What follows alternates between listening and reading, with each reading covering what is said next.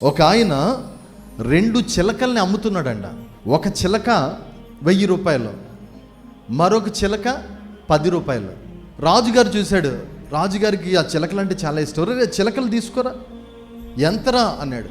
అయ్యగారు ఇది 1000 రూపాయలండి, ఇది 10 రూపాయలండి అన్నాడు.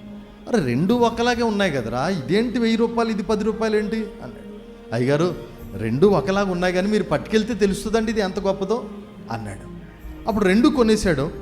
ఒక చిలకను ఒక పక్క పెట్టాడు, మరొక చిలకను మరొక పక్క పెట్టాడు. ఉదయాన్నే లేచి రాజుగారు ఒక చిలక దగ్గరికి వచ్చాడు. ఆ చిలక అంటుంది, రాజా నీకు శుభము కలుగును గాక, గుడ్ మార్నింగ్ రాజా, దేవుడు నీకు తోడుగా ఉండును గాక, దేవుడు నిన్ను ఆశీర్వదించును గాక, మీ రాజ్యము సుభిక్షంగా ఉండును గాక అని ఆశీర్వదిస్తుందంట ఈ చిలక. అబ్బా వండర్ఫుల్ రా, 1000 రూపాయలు అయితే అయింది కానీ ఎంత బాగా మాట్లాడుతుందో ఈ చిలక.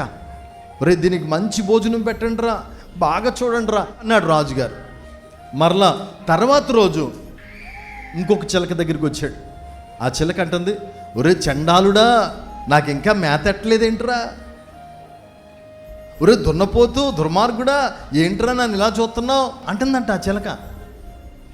కోపం వచ్చింది రాజుగారు, రే దీన్ని చంపేండ్రా అన్నాడు. ఒరే దీన్ని అమ్మినోడిని తీసుకురండి రా ముందు అన్నాడు. అమ్మినోడిని తీసుకొచ్చారు. ఏంట్రా నాకు ఎలాంటిది అమ్మేమేంట్రా, మీరు అడిగారు కదా 2 చిలకలు ఒకలాగే ఉన్నాయి, మరి ఇది 10 రూపాయలు ఏంట్రా అని అడిగారు కదా, దాని విలువ అదేనయ్యా. భక్తిహీనుడి ఇంట్లో పెరిగిందయ్యా. వాళ్ళు ఎప్పుడు కొట్టుకుంటారయ్యా, వాళ్ళు ఎప్పుడు బూతులు ఆడుకుంటారయ్యా, ఎవరికి ప్రార్థన ఉండదయ్యా, అలాంటి ఇంట్లో పెరిగిందయ్యా. అది 10 రూపాయలయ్యా. ఈ చిలక ఆశీర్వాదకరంగా మాట్లాడుతుంది కదా, భక్తిపరుడి ఇంట్లో పెరిగిందయ్యా. భక్తిపరుడు ప్రార్థన నేర్చుకుందయ్యా, భక్తిపరుడు మాటలు నేర్చుకుందయ్యా, భక్తిపరుడు విలువైనటువంటి జీవితాన్ని అవలంబించిందయ్యా. భక్తిపరుడు ఇంట్లో పెరిగిన చిలకయ్యా ఇది 1000 రూపాయలయ్యా. అమ్మా మీ పిల్లలే ఒక చిలకలైతే మీ ఇంట్లో ఏం నేర్పిస్తున్నారో వారు నేర్చుకున్న దాన్ని బట్టి వారికి విలువ పెరుగుతుంది.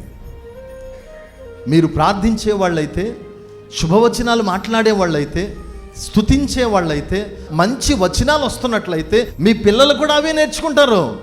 లేదు మీరు ప్రార్థన లేకుండా ఏదో ఆదివారం వస్తున్నారు వెళ్ళిపోతున్నాం అని భక్తి లేని జీవితం జీవిస్తే మీ చిలకలైన మీ పిల్లలు అవే నేర్చుకుంటారు.